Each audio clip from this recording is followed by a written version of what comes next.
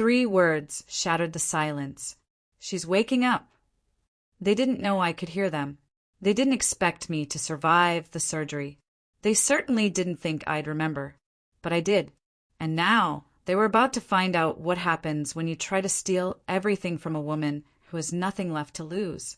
The sharp scent of antiseptic crept into my nose before anything else. Then came the slow beep, beep, beep of a heart monitor, distant and steady, like someone else's heartbeat. For a moment, I couldn't tell if I was alive or trapped in some strange limbo. My body felt like stone, and my eyelids might as well have been welded shut. But slowly, with effort that felt like it could split the earth, I opened my eyes. White ceiling, harsh fluorescent lights. I was in a hospital. "She's waking up," someone said with too much cheer in their voice, like they were congratulating themselves. A nurse, maybe. My eyes adjusted, and then I saw her, Rebecca, my daughter, perfectly done up, not a strand of hair out of place. Her lipstick fresh, her blouse ironed like she'd come from brunch, not a medical emergency. She smiled. It was the same smile she'd used since she was 15 and trying to charm her way out of trouble. It might have fooled someone else, but not me. I'd raised her. Standing behind her was David, my son-in-law. He didn't even bother pretending to care. He was glancing at his new watch. Shiny. Probably cost more than a month's stay at the hospital. David always had new accessories when something bad happened. I once joked that crises were his shopping triggers. I didn't know how right I was back then. "Mother, you're finally awake," Rebecca said with this syrupy tone that reminded me of her drama club days. "We were so worried." I tried to speak. My throat felt like I had swallowed glass and gravel. The last thing I remembered was dinner at home. Roast beef, maybe wine. Then a sudden, blinding pain in my head. And now this. "Don't strain yourself," David said, stepping closer, fake warmth oozing out of his voice. "Everything's been taken care of while you were recovering." Those words, "everything's been taken care of." No one says that before giving good news. I knew better. "What do you mean?" I forced the words out, each syllable scraping my throat. David and Rebecca shared a look, a silent, practiced exchange. He nodded. She took a breath. "Well," Rebecca said lightly, "given your condition and the doctor's advice about avoiding stress, we went ahead and sold the beach house." I thought I misheard. My body froze. My blood ran cold. The beach house? My sanctuary, the only place in the world that still felt like mine. "I'm sorry," I croaked. "What?" "The Cape Cod property," David said casually, as if there could be confusion over which million-dollar home they were referring to. "The sale went through yesterday. Everything is handled." I tried to sit up, but my body refused. "That's not possible," I whispered. "I never signed anything." David pulled a manila envelope from his leather briefcase, like a magician pulling out a rabbit. He flipped it open and pointed to a signature. My name, or something that looked like it. "You signed it right here," he said, smiling like he'd just won a case in court. Rebecca leaned in. "The doctor said short-term memory loss is normal after this kind of trauma. You probably don't remember signing, but you did. Everything is documented." I stared at the paper. I couldn't remember the past week, much less signing anything. But something deep inside told me I hadn't signed that. I couldn't have. David nodded like a funeral director, pretending to be gentle. "You're probably feeling disoriented. That's understandable. That's why we took care of this for you." Rebecca chimed in again. "The money is going toward your care. We found a lovely recovery center in Illinois. Thousands of miles from the beach, from my home, from everything I loved." "I don't understand," I said, voice trembling. "Why?" "Illinois." David answered smoothly, too smoothly. "It was the most affordable option with the best care. Your expenses will be significant." Something wasn't adding up. It was all moving too fast, too clean, too convenient. My mind was foggy, but not so foggy that I missed the script they were clearly reading from. How long was I unconscious? I asked. 6 days, Rebecca answered. The surgery was complicated. We weren't sure you'd. Her voice trailed off. They hadn't expected me to wake up. And somehow, in 6 days, just 6, they had sold my home. My thoughts were a mess. But one fact stood out loud and clear. They'd been waiting for me to go under. And when I did, they took everything. I closed my eyes again, pretending I was too tired to stay awake. I needed space. Time. I needed to think. When I opened them again, they were packing up, preparing to leave like satisfied thieves. Then I saw it. David's briefcase. The initials engraved in gold. But just beneath that, a small logo. Thornfield and Associates. Real estate law. Not just any lawyer. A real estate specialist. And he just pulled off the biggest transaction of his life while I lay in a coma. They thought I was weak. That I was finished. They were about to find out how wrong they were. Sleep didn't come that night. I kept my eyes shut and pretended, but my mind was racing. I couldn't stop thinking about that signature on the paper. I couldn't remember signing anything, and yet there it was. My name, or some version of it. How could I argue against proof I couldn't remember giving? And David, that briefcase. Thornfield and Associates. A real estate lawyer. He wasn't just helping. He was the one doing it. Quietly. Legally. While I was completely out of it. And Rebecca! She was just smiling like nothing was wrong. Or maybe she truly believed everything David told her. Either way, I needed answers. The next morning, a nurse came in with my breakfast. She was a middle-aged woman, steady hands, calm eyes. Her name badge said Eleanor Rodriguez, RN. Something about her made me feel a little safer. "Good morning, Mrs. Wilson," she said cheerfully. "How are we feeling today?" Like someone who woke up and found out her house was sold without asking her, I replied. Eleanor paused. Her face didn't change much, but I could tell I'd gotten her attention. "That does sound unusual," she said gently, checking my foreline. Usually real estate deals require the owner to be present, especially for something that big. "You'd think so," I muttered. She didn't ask anything else, but I noticed her glance at my chart more carefully than before. She was reading between the lines, just like I was. "Mrs. Wilson," she said softly. "In my experience, when family members make big decisions for a patient, we usually talk with them first. Make sure it fits with the medical plan. But I don't recall any meetings like that about you." I stared at her, heart thudding. "What would you do if you were in my place?" I asked. "I'd ask to see every document, every signature, and if something felt wrong, I'd talk to a lawyer, one who doesn't share a last name with anyone in the family." She said it quietly, like she was sharing a secret. I nodded, and she gave my hand a small squeeze before leaving the room. After she left, I lay there staring at the ceiling, trying to piece together what had happened before I collapsed. It was hard. My memories felt like puzzle pieces from different boxes. But slowly a pattern began to appear. David had been coming around more lately. At first it seemed sweet. He'd bring groceries, make me coffee, even check my blood pressure with a little home monitor. He said he just wanted to help me stay healthy. I believed him. And I'd been feeling worse lately, hadn't I? Tired, dizzy, foggy-headed. I kept blaming it on old age or the winter weather. But what if it wasn't? That afternoon, Rebecca and David came back. They looked relaxed, as if everything was going perfectly. But I wasn't going to stay quiet this time.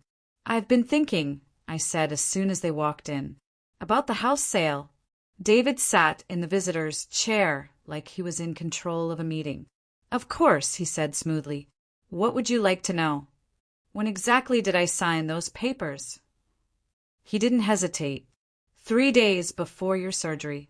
You called me, said you wanted to downsize. I brought the documents over, and you signed them in front of me. It sounded perfect. Too perfect. Rebecca smiled like it was all settled. "David's been amazing, Mom. I don't know how we would have handled this without him." I looked at her closely. Her jewelry, her bag, Her clothes. Everything looked newer, more expensive. That's when something inside me clicked. "You're a real estate lawyer?" I asked David. He blinked. "Just once. Yes. I specialize in property transfers." "That's strange," I said, keeping my voice calm. "You never mentioned that before." "Not once. In all the years I've known you." David shifted in his chair, but tried to keep smiling. "It never came up in conversation. Except when your mother-in-law needed to sell her home, suddenly while in the hospital," I replied. "Margaret!" Rebecca jumped in, trying to keep things polite. David's knowledge has really helped. "We just wanted to make sure everything was handled properly." I nodded slowly. "Of course. And it's lucky, isn't it, that David was right there, ready to help with everything." They seemed relieved. Maybe they thought I was calming down. But inside, my heart was pounding. Later that night, Eleanor came back with my medicine. "How was your visit?" she asked. "Educational," I replied. She smiled, sensing something behind my words. "Eleanor," I said, "how common is it for people to make huge life decisions just days before a medical crisis?" She thought for a second. "In my experience, coincidences like that are usually worth looking at a little more closely." That night I made a decision. I wasn't just going to recover. I was going to find out the truth.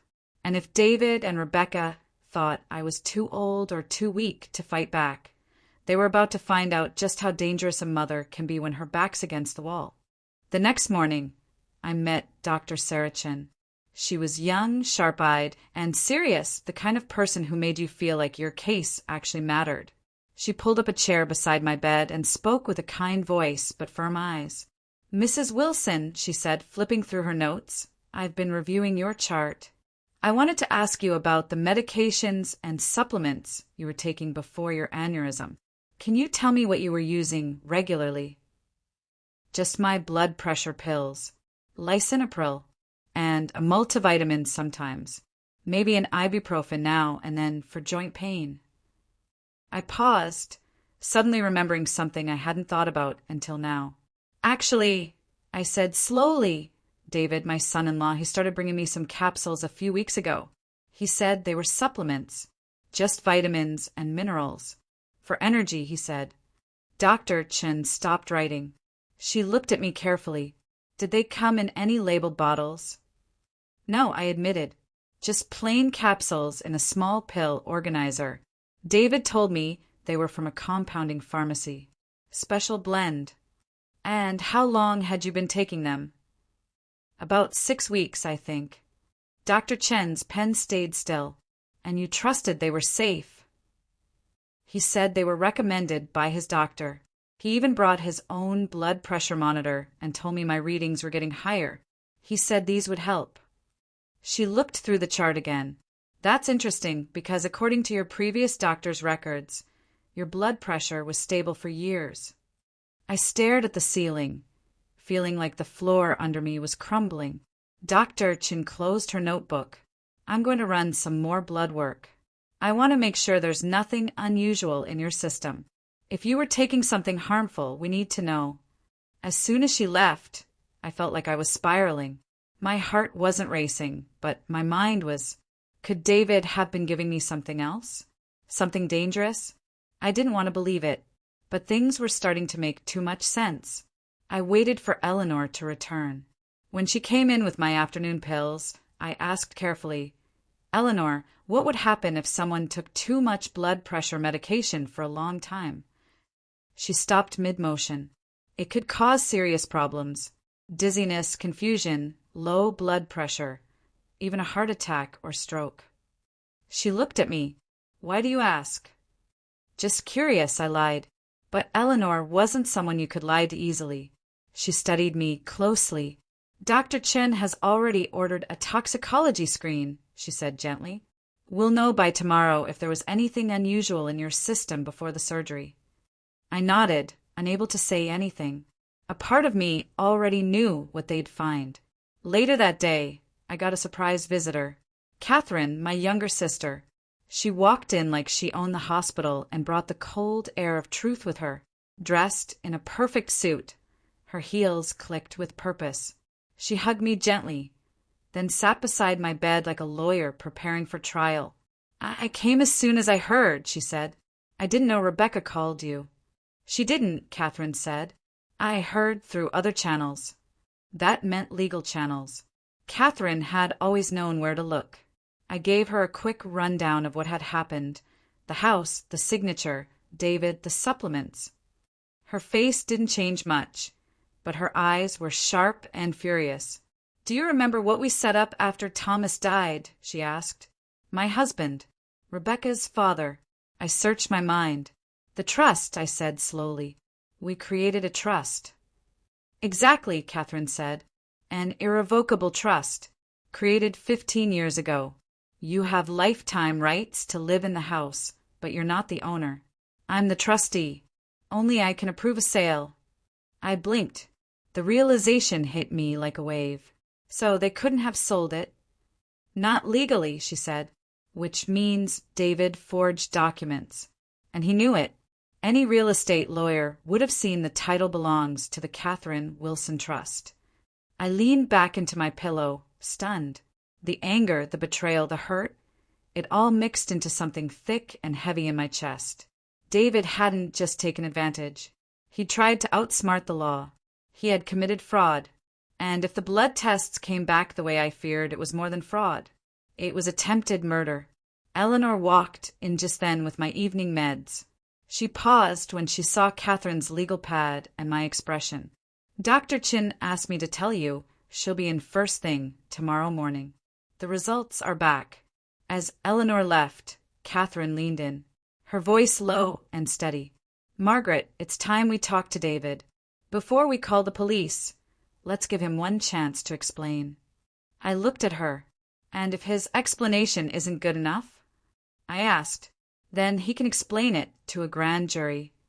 The next morning came heavy. Sunlight barely filtered through the blinds, and I could feel the weight of something coming. Sure enough, Dr. Chin arrived just after breakfast, holding a folder close to her chest. Her face was calm, but serious, like someone carrying bad news wrapped in professionalism. She sat down beside my bed and looked me straight in the eyes. Mrs. Wilson, she said gently, your toxicology report is back. We found elevated levels of blood pressure medication in your system. Extremely elevated. I held my breath. How bad? Bad enough, she said, choosing her words carefully. The levels were high enough to trigger a cardiovascular event, like what happened to you. In someone your age with your history, this level of medication could have caused a stroke, a heart attack, or in your case, a brain aneurysm. I felt a strange calm come over me, like my worst fear had just stood up in front of me and introduced itself. So, the supplements David gave me were not supplements, she finished. They were likely concentrated doses of your actual medication, possibly combined with others. It wasn't natural, and it wasn't accidental. I nodded slowly. I had suspected it, but hearing it confirmed that someone I had let into my house, someone I had fed and laughed with, had tried to poison me, shook something deep inside me. Catherine was sitting quietly in the corner, her lawyer's notebook now resting on her lap. But when she spoke, her voice was razor-sharp. Doctor, in your professional opinion, could this have been a mistake? An error? Dr. Chin didn't blink. No, this would have taken days or weeks of careful dosing. Someone had to plan it. I swallowed hard. My voice came out flat. So it was attempted murder. Dr. Chin paused. I can't say that legally, but what happened to you was deliberate. Someone made sure you couldn't fight back. When Dr. Chin left, Catherine and I sat in silence. There was nothing else to say. We knew.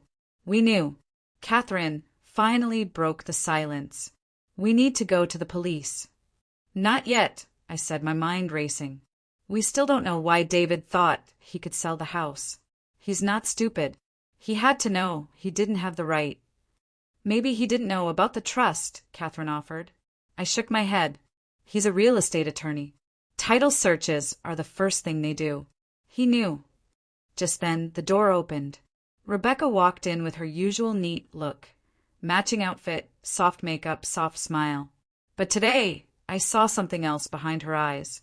Nervousness. She carried a small bag and a coffee cup. "Mother, how are you feeling?" she asked softly. "Clearer," I said, sitting up straighter. "In fact, Catherine and I were just talking about the house, and about how the property doesn't legally belong to me." Rebecca froze. Her smile wobbled. "What do you mean?" she asked.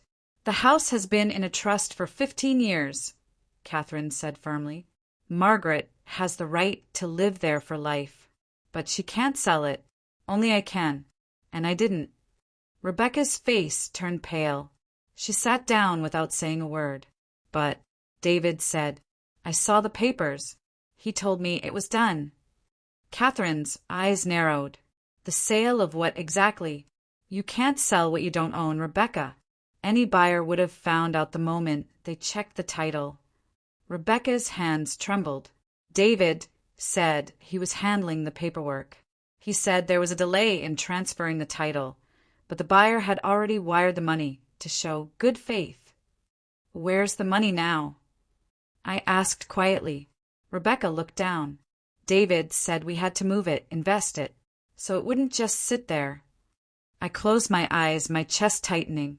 "What did you buy, Rebecca?" "A boat," she whispered. "Some jewelry. David said we were just moving assets until the title was fixed." I couldn't speak. I couldn't even move. He had taken money from a fake sale, used it to buy things, used my daughter as cover. "Rebecca," Catherine asked, "how much of that money is left?" "I don't know," she whispered. "David handled it all. I thought it was legal. He said it was legal." I opened my eyes, looked at her. "How much did you want to believe him?" I asked, because it was easier than asking questions. Rebecca didn't answer, but I already knew. That evening, David came. He brought flowers. White lilies, ironic, since they're funeral flowers. He wore his usual polite smile, but it was thinner now. He'd clearly been told about our conversation. "Margaret," he said, putting the flowers in a vase, "you're looking better. Rebecca said you had some questions about the house." I gestured to the chair. "Sit." Catherine was just explaining some legal things I found fascinating. David sat. His smile still stayed, but I saw the flicker of tension behind his eyes. "Well," he said, "real estate law can be complex. It's understandable if there's some confusion." "Oh, I'm not confused," I said softly. "I'm just wondering how you managed to sell a house I don't legally own." His hand paused.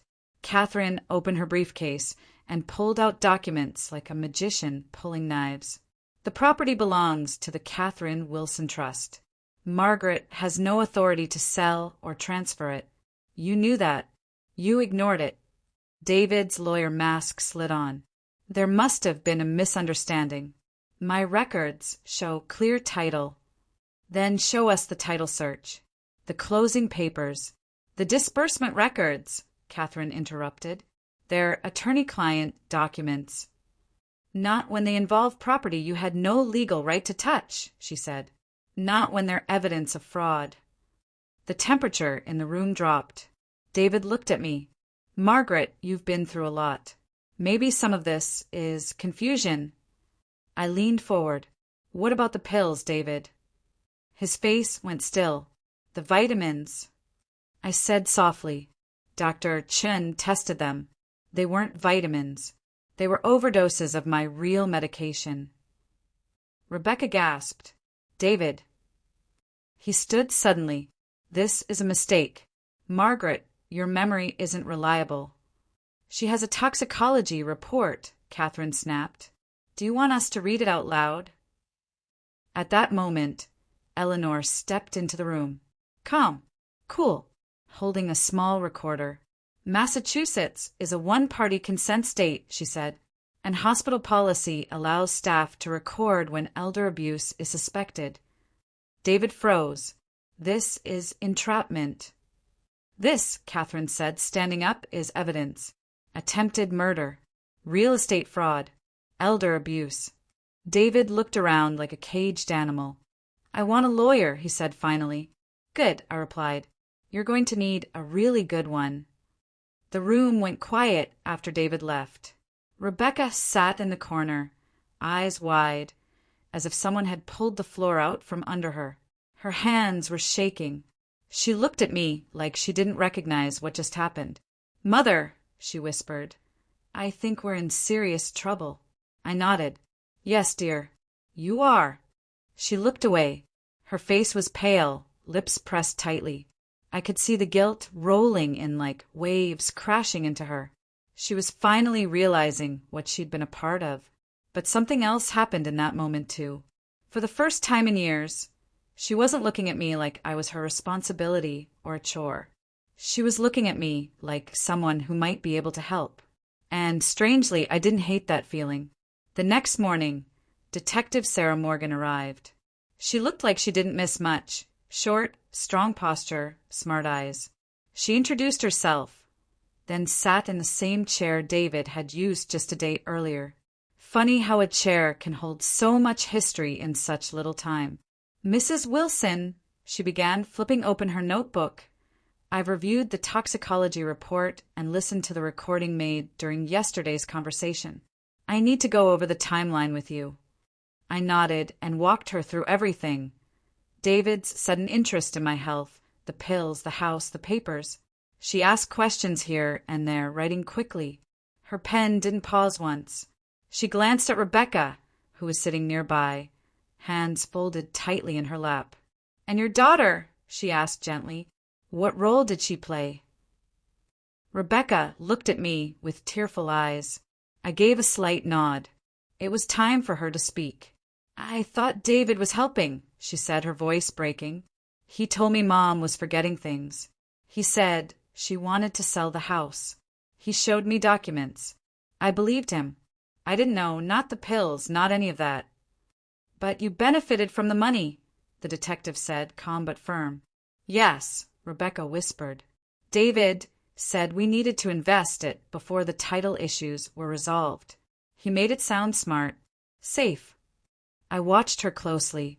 She was trying, really trying, to understand how deep she was in. And I felt something I hadn't felt in years. Protectiveness. Detective, I said, turning my attention back to Sarah. My daughter was manipulated, like I was. David is a professional. He knows how to make things sound legal, even when they're not. Sarah studied my face. Are you saying your daughter didn't know the sale was fraudulent? I'm saying she believed the man she trusted most. And that's not a crime. That's just a terrible mistake. When Sarah left to begin the arrest process, Rebecca and I were left alone for the first time since the nightmare began. She sat beside me, quiet, then suddenly leaned forward and took my hand. Mom, I'm so sorry. I should have asked more questions. I should have protected you. But I didn't. I just let David handle everything. I looked at her, really looked. Instead of being relieved that someone else was handling me, she nodded, ashamed. I took a breath. Rebecca, were you aware he was poisoning me? No, never. Did you know the house sale was illegal? I thought it was real. He showed me documents, explained everything. It sounded smart. Then you were a victim too, I said softly. A victim who benefited, yes, but still a victim. She wiped her tears, breathing shakily. What happens now? Now, I said, you help the police. You tell them everything. You return anything you can. You testify. You take responsibility. Rebecca looked down, nodding. I will. I want to. Later that afternoon, Catherine returned, this time with James Harrington, a sharp, serious man with kind eyes and the confidence of someone who had seen the worst in people and still believed in justice. He specialized in fraud cases. After reviewing everything, he turned to me. Mrs. Wilson, we have more than enough evidence to prosecute David. Attempted murder, real estate fraud, elder abuse. He's facing serious prison time. Rebecca sat quietly during the whole explanation. When James finished, he looked at her. And her, he asked. That depends, he continued, on how much she knew, how much she helped, and how much she's willing to do now to make things right. I'll do anything, Rebecca said quickly. Tell the truth, give back everything. Help build the case. Good, James replied, because that's exactly what we'll need. As he went over the legal steps ahead, I realized something strange. For the first time in years, Rebecca and I were on the same side of something real. We weren't mother and daughter at war.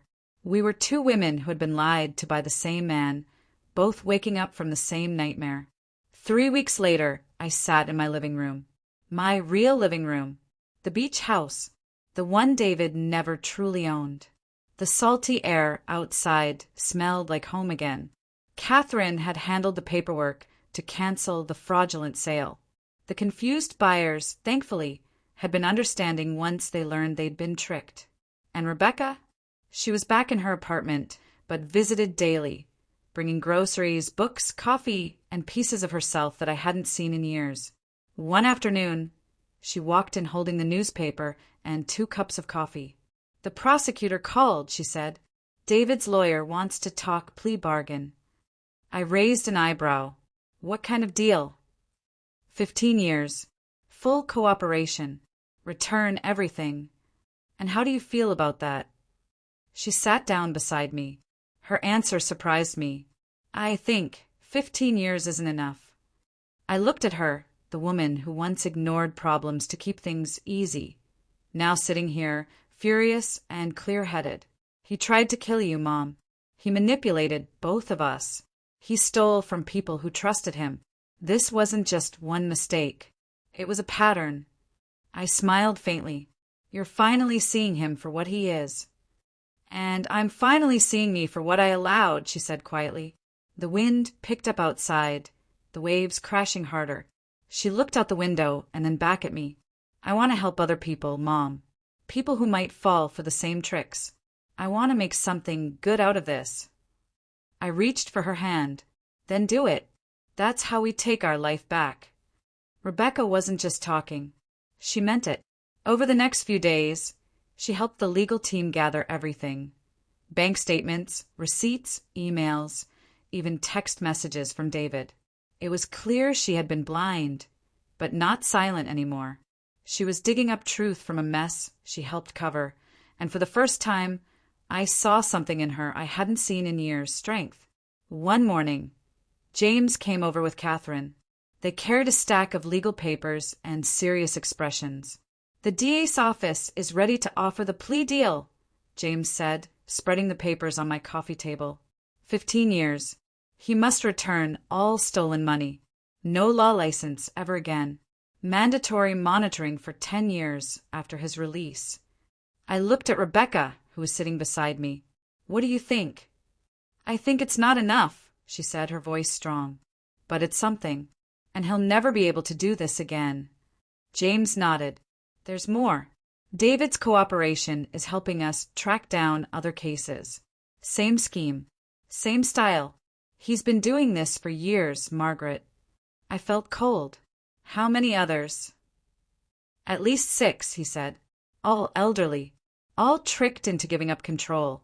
Some didn't even realize they'd signed anything until it was too late. Were they hurt?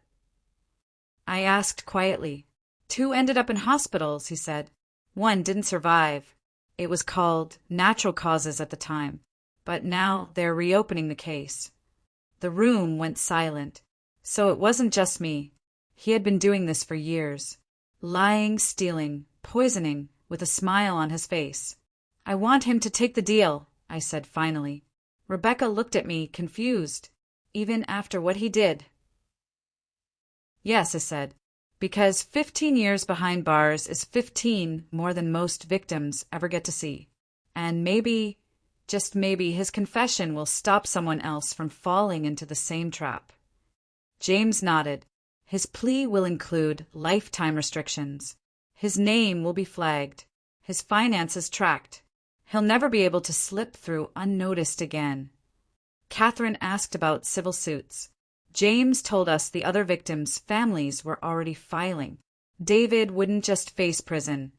He'd spend the rest of his free life paying off what he stole. That evening, Rebecca and I sat on the porch, watching the ocean.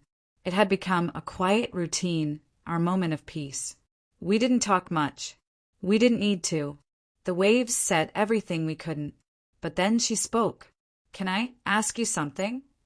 "Of course." "When did you know about David?" I took a deep breath. Not right away.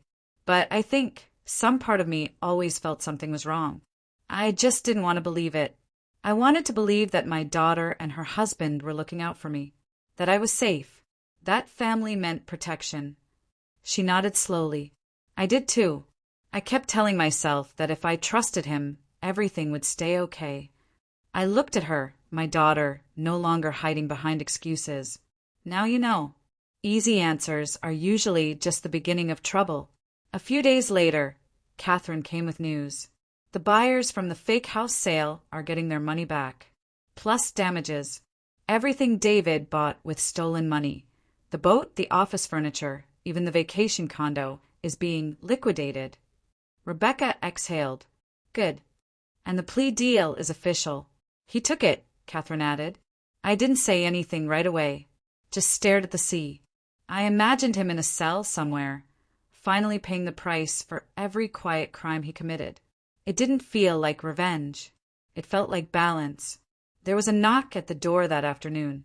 Rebecca opened it, and when she turned back to me, she looked nervous. I have something to tell you, she said. What is it? I've been offered a job with the State Attorney General's office. They want me to work on elder fraud cases, helping other families catch these things early, building cases, talking to victims. I sat up a little straighter. Are you serious? She nodded. I want to do it. I want to turn this into something that matters. For a second, I just stared at her. This was the same daughter who used to avoid hard things, the one who let someone else drive her life and mine. But now she was stepping up, leading. How do you feel about it? I asked. She didn't hesitate. Hopeful. Like, I finally have a way to make this right. That night, we had dinner together. Just me, Catherine, Rebecca, and Eleanor. We laughed more than I expected. Talked about everything from court cases to garden plants. It didn't feel like a victory party. It felt like family. A real one. After dessert, Eleanor made an announcement. We've been talking, she said, glancing at Catherine, about a book. Margaret's story. My medical experience. A guide for families and caregivers. Something people can actually use. I felt my eyes well up. Not with sadness. With something else. Purpose. We want to call it Surviving Family, she added, because that's what this is really about. Everyone raised their glasses. I did too. And in that moment, I didn't feel like a victim anymore. I felt like someone who had walked through fire and come out holding a torch to light the way for someone else. Weeks passed, and slowly, the pieces of life started to fit back together. Rebecca moved into a small apartment near the city. It wasn't fancy, but it was hers. She came over often, sometimes to help with errands, sometimes just to sit with me in silence. Other times, she'd bring files from her new job, telling me stories about the people she was helping. Her eyes would light up, not from guilt anymore, but from purpose. The case that started with me was now being used to train people across the state, police officers, medical staff, even lawyers. The book that Eleanor and I had started working on had become real. We gave it a name we were proud of, Surviving Family, a guide to spotting and stopping elder abuse before it's too late. And the best part? People were actually reading it. One day, I got a call from the Elder Protection Symposium, a yearly event held for professionals working with seniors. They asked me to speak. Me, a retired professor, turned survivor, turned advocate. At first, I hesitated. Public speaking wasn't something I ever thought I'd do again. But Catherine convinced me. You're not just telling your story, she said. You're saving someone else's. So I said yes. A few months later, I stood at a podium in a packed hall in Boston. The room was full of social workers, nurses, lawyers, people who had seen both the best and worst of humanity. I cleared my throat and began. 2 years ago, I was just a retired woman enjoying the quiet life by the sea, I said. I had a house I loved, a daughter I thought I knew, and a son-in-law I trusted. Then I woke up in a hospital bed and realized everything I had could be taken, not by strangers, but by family. I saw people leaning in, taking notes, nodding. I learned that predators don't always come with threats or weapons. Sometimes they come with smiles and legal degrees, and sometimes they say they're doing it for your own good. But let me tell you something. Real care respects your right to say no. After the speech, dozens of people came to talk to me. One nurse even cried. She said her aunt had been through something similar, but no one believed her. I wish she had someone like you, she whispered. Later that day, Rebecca met me for lunch. She had driven in from Springfield, where her task force was based. I could tell she was tired, but there was a fire in her that never used to be there. You were amazing up there, she said, hugging me gently. I was taking notes, like it wasn't my own mother talking. I smiled. And how's your own work going? She leaned back in her chair. Busy. We're working 3 big cases right now. One law office has been laundering money through fake trusts. Another is forcing seniors to sign power of attorney documents without knowing what they mean. It's like pulling a thread and finding a whole web. I nodded, quietly proud. Sounds like important work. She looked down for a moment, then back at me. Do you ever wish I had done this sooner? I thought about it. Sometimes, I said honestly, but I also know you couldn't have done this work the right way without understanding how it feels to be deceived. This experience didn't just change you, it prepared you. She nodded slowly, holding back tears. I think you're right. That weekend, we planted tulip bulbs in the garden. It was something we did together now. Something gentle, something grounding. We didn't always talk while we worked. But that day, she said something I hadn't expected. I've been asked to testify in front of the state committee next month, she said. They're writing new laws about elder financial abuse. They want my input. What will you tell them? I'm going to recommend mandatory reporting by lawyers and doctors, tougher penalties for family members who commit fraud, and easier ways for seniors to get their assets back. I stood up, wiping my hands on my jeans. That's a big responsibility. I know, she said, but I'm ready. That night, as we sat watching the sun fall behind the ocean, Eleanor and Catherine joined us for dinner. Catherine brought her famous lasagna. Eleanor brought news from her new work. She had officially retired from the hospital and was now consulting for elder care centers across the region.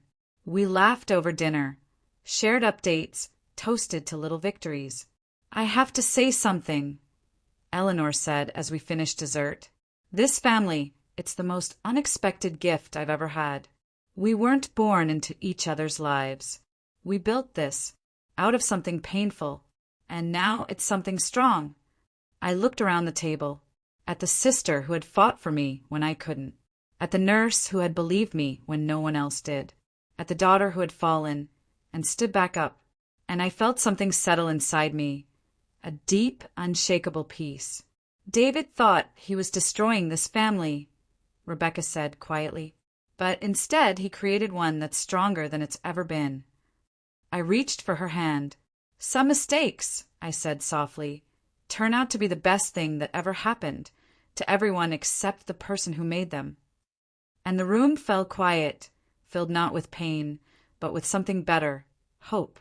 Spring came fast that year. The ocean breeze got warmer, the days longer, and the sky clearer. It was the kind of season that makes you believe in starting over, not forgetting the past, but growing from it. Rebecca was spending more weekends at the house. Sometimes she came with folders, sometimes just with groceries and coffee. One Sunday, she arrived carrying a small cardboard box. She placed it on the kitchen table like it was something heavy. "What's that?" I asked. She opened the top flap, revealing dozens of printed letters. Some were typed, others handwritten. A few had been marked with highlighters and sticky notes. "They're letters from victims," she said quietly. "People who read your story. People who watched your speech. Some of them want help. Others just wanted to say, thank you." I picked one at random.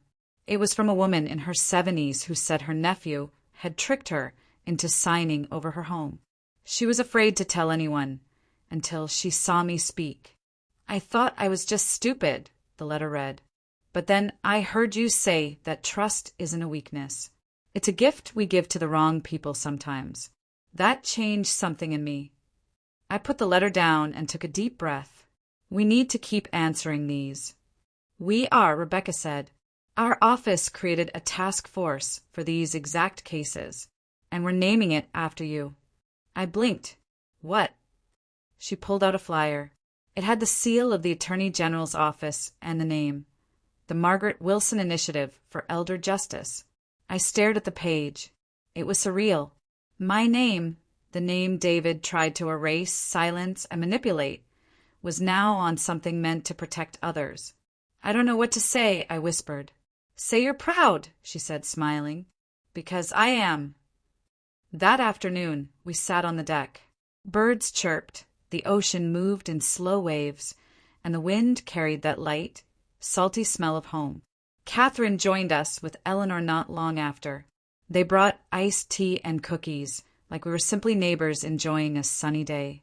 "I saw the flyer," Eleanor said, leaning back in her chair. "You're kind of a big deal now." I chuckled. A big deal with arthritis and a walker. "Still dangerous," Catherine joked. "And thank God for that." The conversation turned to small things, plants, recipes, Eleanor's garden that was growing wild and untamed. For the first time in years, I felt like I wasn't looking over my shoulder. I wasn't guarding myself. I was just living. Later, after the others had left, Rebecca helped me bring the dishes in. As we cleaned, she paused at the sink and turned to me. "Do you think Dad would have been proud of me?" I looked at her, really looked.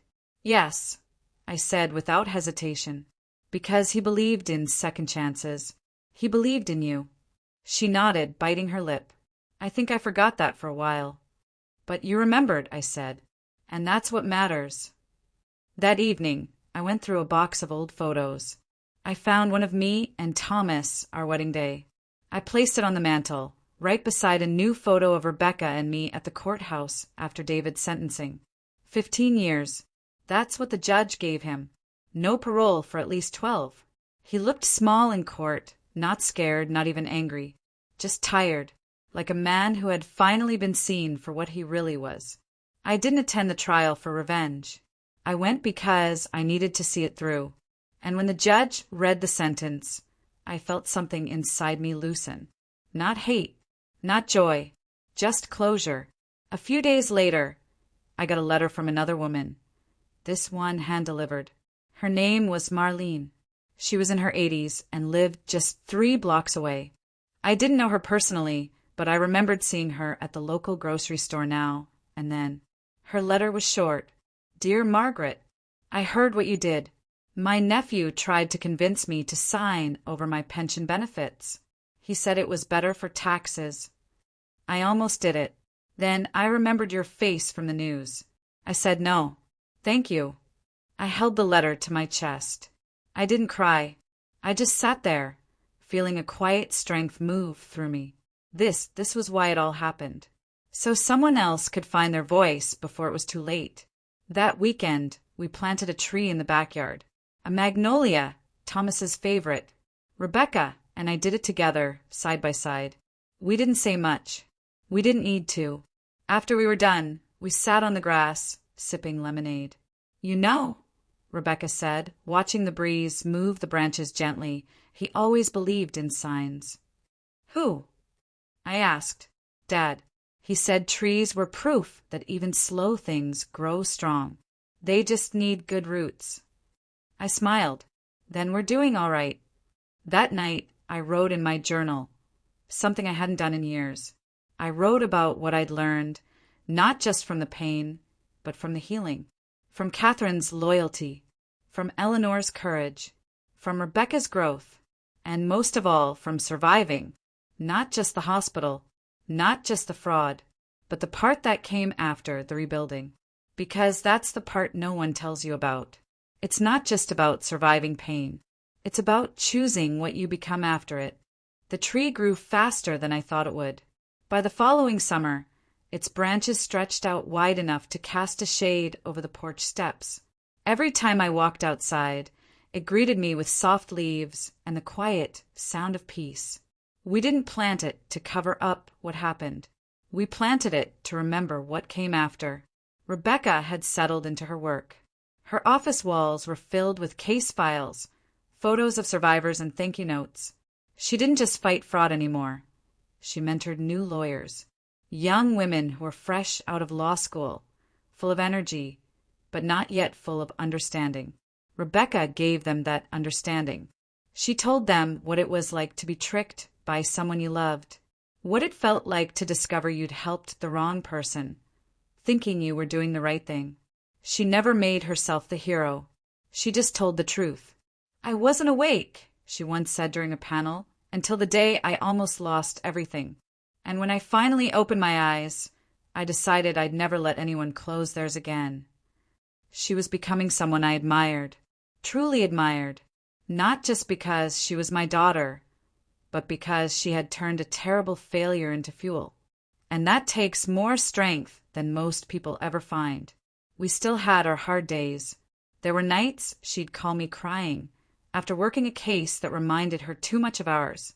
And there were moments when I'd sit on the couch, wondering what would have happened if David had succeeded, if I hadn't woken up, if I had died in that hospital bed, thinking my daughter had sold my life away. But then I'd remember I did wake up, and I didn't die, and David didn't win. Sometimes the victory isn't big or loud. Sometimes it's just quiet mornings, familiar smells, and small steps taken in the right direction. That's the kind of victory we were living now. One evening, Rebecca brought someone over, a young man named Chris. He was kind, polite, and nervous around me. I liked him instantly. "He works with our legal team," she said, watching me carefully. "We've been dating." I nodded, keeping my face straight. "Well, if you're dating someone from work, at least make sure he's not stealing Grandma's will." Rebecca laughed so hard, she nearly dropped her tea. And I laughed too, because sometimes humor is how you keep the pain from sticking to your ribs. Chris and I talked a while. He asked about my garden, my books, my cat. He seemed genuinely interested, not like someone checking off a politeness list. After he left, I told Rebecca he's good. "You picked better this time." She smiled, but there was something deeper in her eyes, not just love, but trust. Like she finally believed I wasn't just her mother, but someone worth protecting. Summer turned to fall. The leaves on Thomas's tree began to change, gold, red, soft brown. Every week, I'd sit near it with a cup of tea and think about what this home had seen. The laughter, the lies, the betrayal, and finally the healing. Catherine was still working part-time, taking cases she actually cared about. Eleanor had fully retired and opened a small community center focused on elder education. They hosted workshops on financial literacy, digital scams, and the big one, how to say no even to family. Rebecca helped write that last one. We started hosting small events at the beach house, just 10 or 12 people, mostly local seniors. We'd sit on the porch and talk about life, memory, loss, and trust. Some told stories about greedy grandkids. Others cried about being lonely. One man shared how his own son sold his truck behind his back. "I didn't think anyone would believe me," he said quietly. "I do," I replied. And that's when I realized something. What happened to me wasn't rare. It was just hidden, covered in shame, silence, and family pressure. But once someone speaks, others start speaking too. One afternoon, a reporter from a national newspaper came to interview me. They were writing a series called Broken Trusts. They sat with me for hours, recording everything. From the first moment, I felt dizzy, to the way David smiled when he handed me those fake vitamins. At the end, the reporter asked, "If you could go back and stop it all from happening, would you?" It was a question I hadn't asked myself in a long time. I thought about it, about the fear, the betrayal, the hospital bed, the lies, the forged papers, the deep crack that nearly broke my relationship with my only daughter. And then I thought about the survivors we helped, the laws we pushed, the women Rebecca was teaching, the quiet letters, the way my family came back together, not perfectly but stronger. No, I said finally, I wouldn't stop it, because some things you only learn by walking through fire. And when you come out the other side, if you're lucky, you get to light the way for someone else. The reporter nodded, scribbled something in their notebook, and thanked me. They asked to take a photo. I chose to sit under the magnolia tree. That picture ran 2 weeks later. A small image, bottom corner of the front page. An old woman in a sweater, sitting under a tree. But the headline above, it was bold. She woke up and fought back. Time moved on. Seasons changed like they always do. The tree in the backyard stood taller, its roots deeper now, like it knew it belonged here. And so did I. The story that began in a hospital bed, with pain, betrayal, and confusion, had ended in a quiet place of power. Not the kind of power you see on TV. Not revenge or wealth or headlines. Real power. The kind that comes from living through something and still choosing to be kind. To stay open. To teach. That was the life I lived now. Rebecca visited every Sunday, rain or shine. We no longer talked about David unless someone else brought it up. He was just a shadow now. Locked away, serving his time. Occasionally, we'd get updates from the state. Parole status, restitution tracking, the usual. But we didn't read them closely. It didn't matter anymore. We had already taken back what mattered most. Our story. Rebecca's job continued to grow. She had spoken at national conferences, helped rewrite state laws, and train more than 200 lawyers on elder fraud. She became a voice for people too scared or too ashamed to speak. And every time she stood on stage, she told a small piece of our story, never to shame, always to empower. Catherine stayed busy too. She opened a free legal clinic for seniors. On Wednesdays, she held walk-in hours, and some days the line stretched down the block. I never thought retirement would mean more paperwork, she once joked, handing me a folder. But this kind matters. Eleanor, bless her heart, launched an online course for caregivers. She called it Dignity First. Thousands enrolled. Hospitals started using her training during orientation. As for me, I stayed at the beach house. I still walked with my cane, still forgot names sometimes, and still argued with my cat about who really owned the couch. But my life was mine again. One morning, I got a letter in the mail. No return address. It was written in careful, trembling handwriting. Dear Mrs. Wilson, I heard your story at a community event last week. I'm 83 years old. I live alone. My son recently asked me to sign over access to my bank accounts for convenience. I almost did, but then I remembered your story. I told him no. Thank you. I held the letter to my chest, eyes closed, breathing it in like air.